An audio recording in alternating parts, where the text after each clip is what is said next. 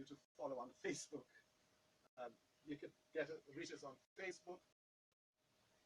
We mentioned that the Deaf Awareness Week started in 1958. Do we have a handle on when it began being celebrated in Trinidad and Tobago? Who would like to take that? We started celebrating Deaf Awareness in Trinidad 2 years ago. Prior to that, we never really had much major celebrations of Deaf Awareness. Ian and Brian, they attended the World Federation of the Deaf. I think it was the 15th or 16th World Conference. And after they came back that year, it was 3 years from now. So I think it was about 3 years ago we started. After they came back that year, they were talking about all that they learned and all the information that they gathered from WFD. And then they told us about the International Week of the Deaf. That year we didn't celebrate. But the following year we started celebrating. What we did the year before, when they came back, we had a march, a Deaf Awareness walk, from the Queen's Park Savannah downtown to the Brian Lara Promenade to raise awareness about deafness. And the following year we did the same thing, we did the walk. And then we started to do a couple of interviews. It wasn't much at that time, it was just a few, to raise awareness about deafness again. Last year, however, we had Penny Commission, Farmer Nappy, and somebody else, Darren Ganga. They did some public announcement ads for us, helping raise awareness about deafness, along with one of our deaf, Cheyenne White. She's a deaf cyclist. She's a national cyclist. She was also a part of the program to help raise awareness. We did a lot of interviews as well too last year. So I think it's about roughly 2 to 3 years we started celebrating. In terms of some of the terms that people use, hearing impaired, why is it no longer politically correct? Well, deaf people prefer to be called deaf and hard of hearing. Hearing impaired is from a more biological point of view. It sounds like it's a deficit model of looking at deaf people. But if you're looking at them from a cultural model, then deaf, they're proud to be called deaf.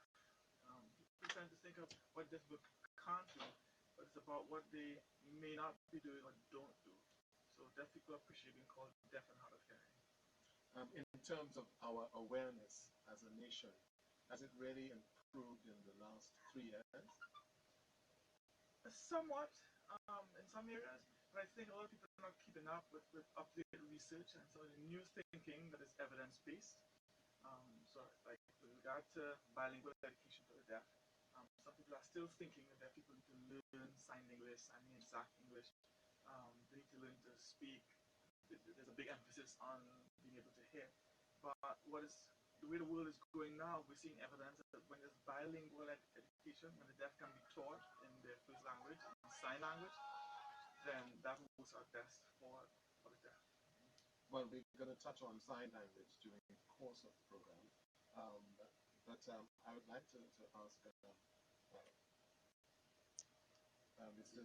Dhanoolal some questions now in terms of how do you feel in terms of the nation recognizing the challenges of the deaf in Trinidad?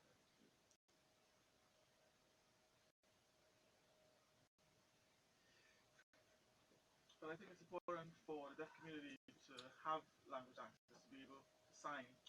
In the past, many people who were hearing, their conception of the deaf, they didn't want to sign, they figured they should learn to speech read. But I wasn't successful. For the hard of hearing, probably that's an option, but for the deaf, speech reading is very limiting in terms of access. So if they sign, they have full access, they can develop cognitive development off the chart. They feel very smart, and so it's important for them to have language access. So we're trying to make people aware of that. Some people still don't know, they push deaf people behind, they push sign language behind. But hearing people tend to talk a lot, they talk different languages, Spanish and French, but the deaf, for example, they have their language, a fully developed language, and that's important. All right, I need to ask that, is it a universal language?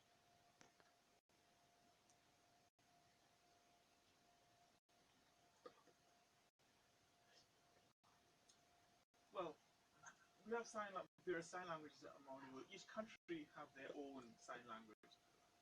I have a lot of experience with the World Federation for the Deaf, and I've gone there and seen so many different sign languages, different national sign languages. There's so much variety. In terms of what we use in Trinidad and Tobago, and let me just suggest that also Dr. Skerrit is Trinidad and Tobago. Do we have a specific language? Is a Trinidad and Tobago version of sign language? That's a good question. In the past, we've had many people signing to TSL, and there's much development with TSL, but a lot of deaf people use ASL here, American Sign Language. So deaf community, we're now doing a lot of research and noticing that we have TSL, it's a very living language, and we're trying to develop that. But also, we have the local variety, local foods, for example, we have our TSL signs for those, and it's different from the ASL signs. Before, hearing people learned a lot of American Sign Language, and they brought that here and taught the deaf American Sign Language. Now we have to have a shift in focus. We have to have fairness in terms of language use. Both TTSL and ESL is both used here. I want to get an idea for people, and there are some people who would be watching us live on Facebook. I want to get the rudiments of the language.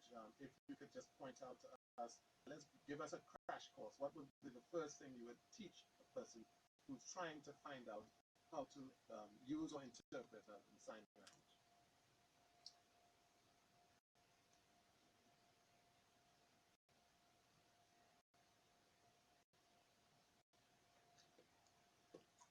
Yeah, that's a good question. So in the past, when the hearing learned sign language, they learned from other hearing people.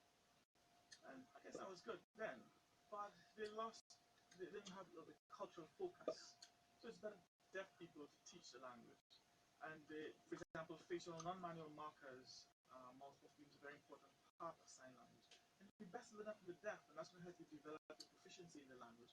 You need to associate with deaf people. That's very critical to learn the language and to speed the development of your skills in the language. You can't just learn from a book, that's not possible. So association with the deaf is critical, really important to developing the skills, the proficiency with the language. And very quickly you see yourself developing that proficiency. The program is Looking for Solutions. We'll be right back in just a moment. Stay tuned.